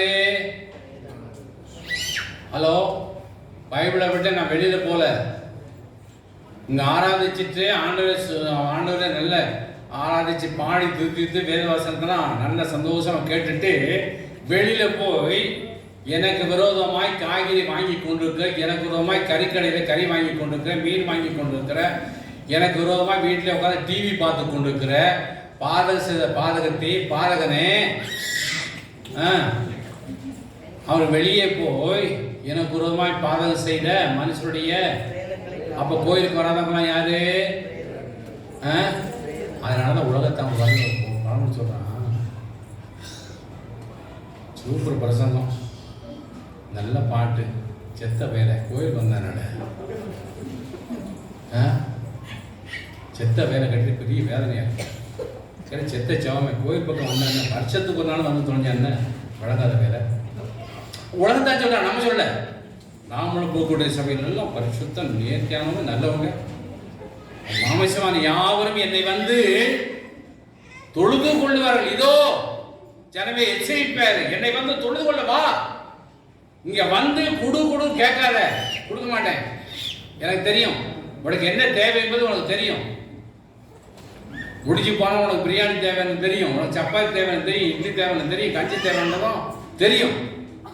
எது தேவை, உன் சரீரத்துக்கு எது தேவை, உனக்கு வாழ்க்கைக்கு எது தேவை என்பதை கர்த்தர் உனக்கு தெரியும் சொல்லவா. அவர் அறிஞ்சிருக்கிறார், அவர் கொடுப்பார். ஆனால் ஒரு கடமை செய்யணுங்க. பாவம் செய்யாதபடி வாழ்ந்து கொள்ள வேண்டும், பரிசுத்தத்தை அறிந்து கொள்ள, சத்தியத்தை அறிந்து கொள்ள வேண்டும், அவரை நேசிக்க வேண்டும். இப்படிப்பட்ட தத்துவம் இல்லாத ஒரு தீர்மானம் இல்லாத ஒரு வாழ்க்கை வெறுமனான வேசமான வாழ்க்கை. இந்த வாழ்க்கை வேண்டாம். ஆண்டவரை நோக்கி கூப்பிடுவோம், கர்த்தர் பெரிய காரியங்களை செய்வார். அல்லேலூயா. நாளைக்கு ஆராதனைக்கு வரும்போது பக்கத்தில் உள்ளவங்களை பார்த்து தோத்திரம்னு சொல்லணும். சொல்லுதா? புரியுதா? எப்படி சொல்லணும்?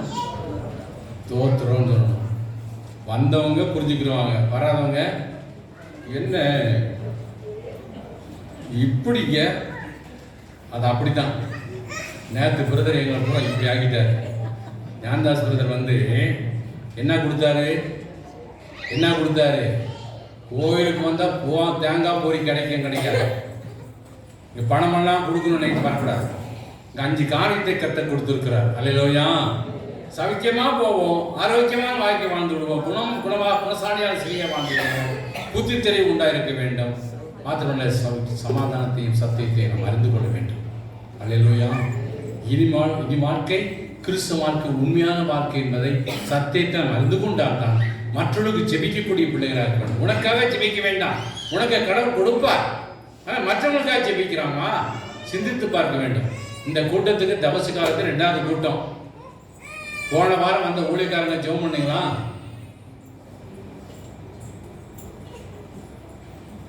நீதிமான் மௌனமா இருக்க கடவுள். நம்மதுக்கு அவங்க ஜெபம் பண்ணணும், அவங்க ஜெபம் பண்ண மாட்டாங்களா? அவங்க ஜெபம் பண்ண அவங்க வகையில் நடக்கும், நம்ம ஜெபம் பண்ண நம்ம வகையில் நடக்கும். அந்த ஊழியக்காரன் ஜெபம் பண்ணணும். இந்த வாரம் ஜெபம் பண்ணி போறவனுக்கும் ஜெபம் பண்ணணும். அடுத்த வாரம் ஊழியக்காரர்களுக்காக காலையில் எழுந்திரிச்சவே முதலாவது தேவனுடைய ராஜ்யத்தையும் அவருடைய நீதியை மற்றவங்களுக்கு ஆண்டவரே சரியான ஊழியக்காரரை கொண்டு வாங்க, அவங்க சரியா போதிக்கணும்.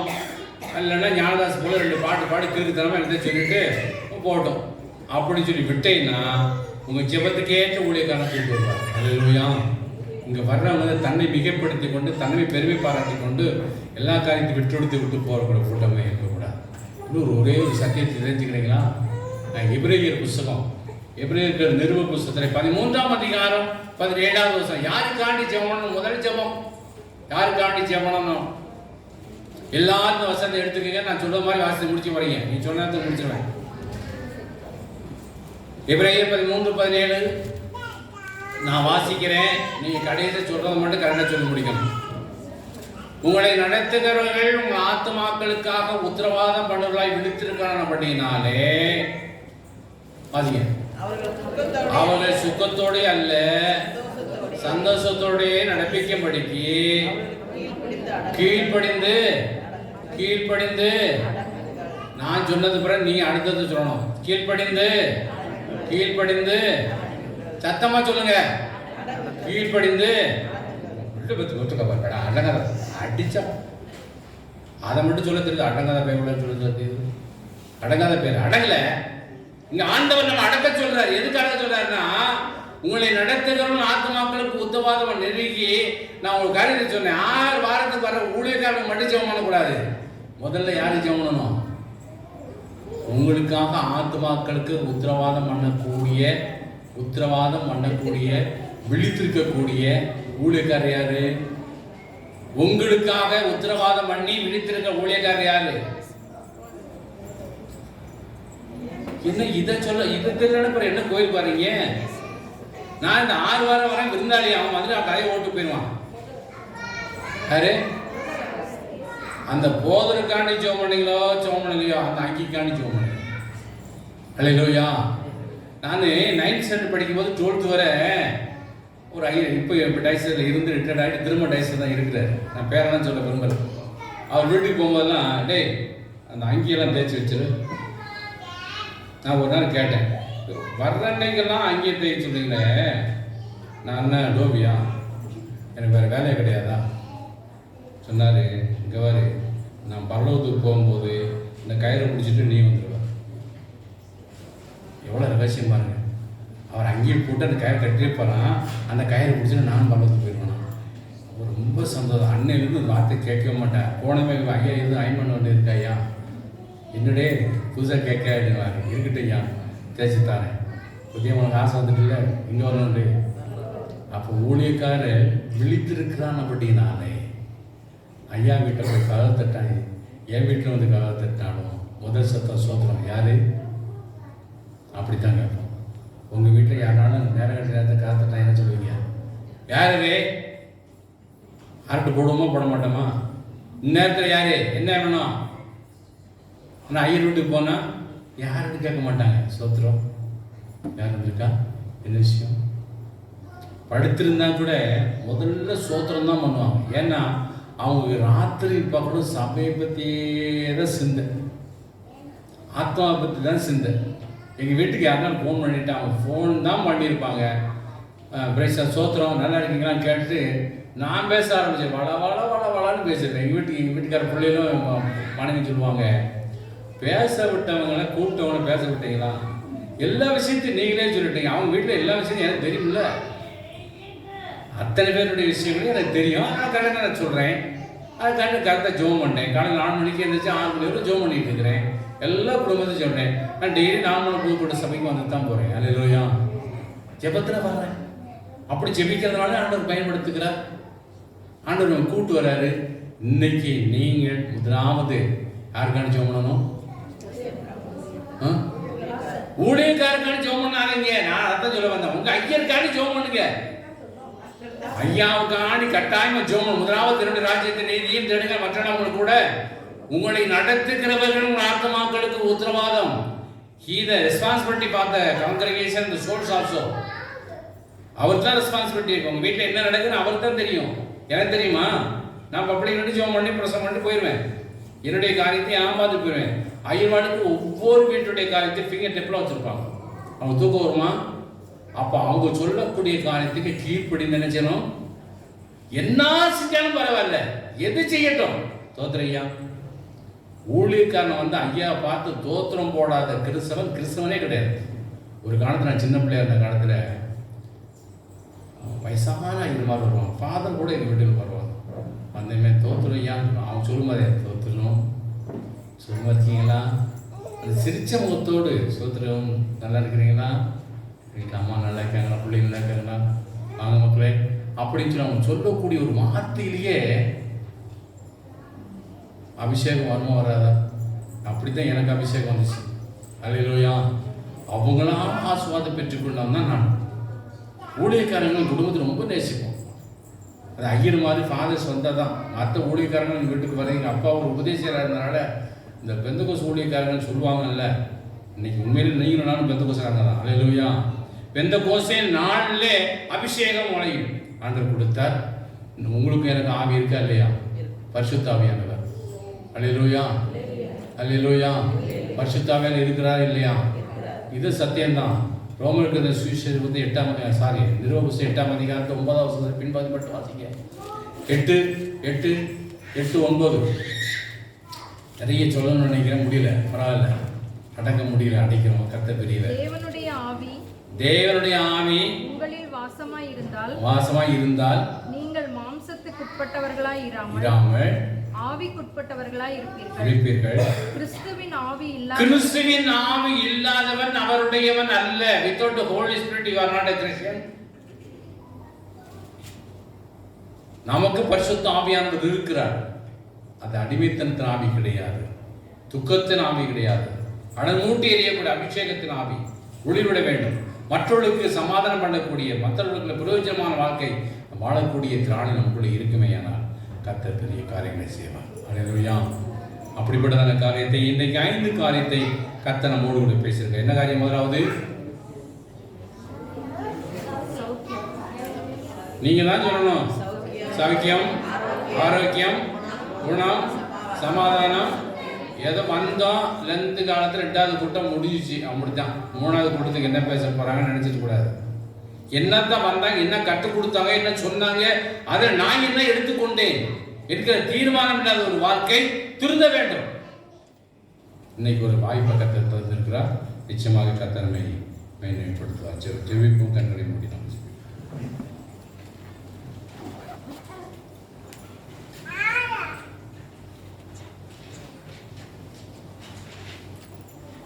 இல்லாத நாளெல்லாம் நாளாகுமா, இல்லாத வாழ்வெல்லாம் வாழாகுமா. ஒப்பு கொடுத்து நாம் ஜெபிப்போம். நீர் இல்லாத நாளெல்லாம் நாளாகுமா, நீர் இல்லாத வாழ்வெல்லாம் வாழ்வாகுமா. உயிரின் ஊற்றே நீயாவாய்,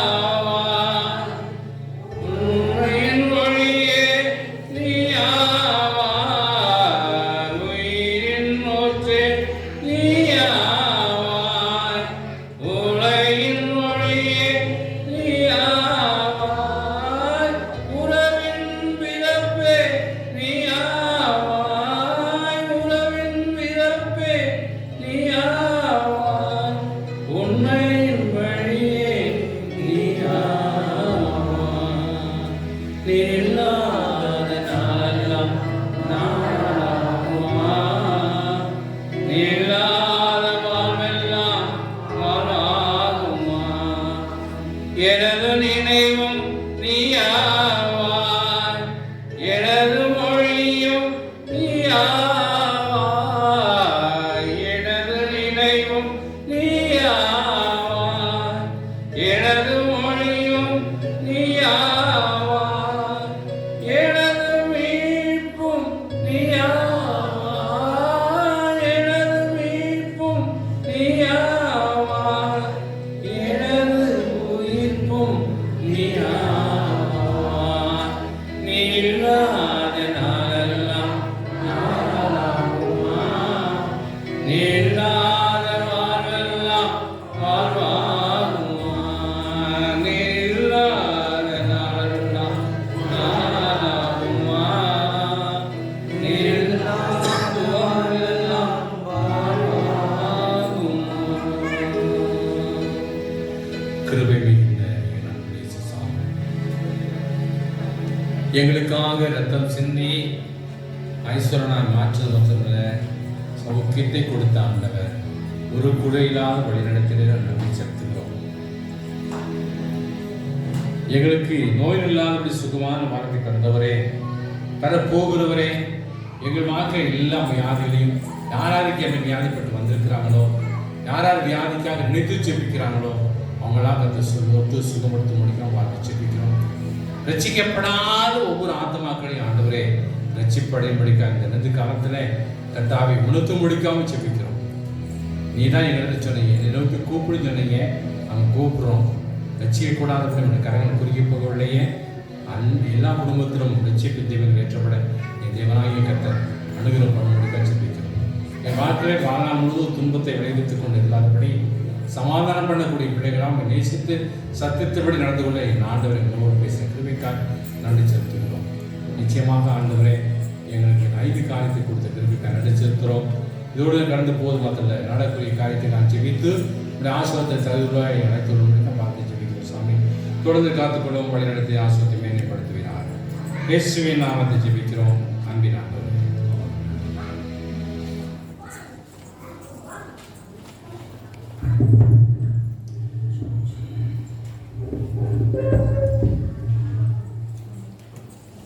நம் அனைவரும் எழுந்து நின்று அனைவருக்கும் தெரிவிப்பார்கள். இயேசுவின் நாமம் இனிதான நாமம், இணையுள்ள நாமம்.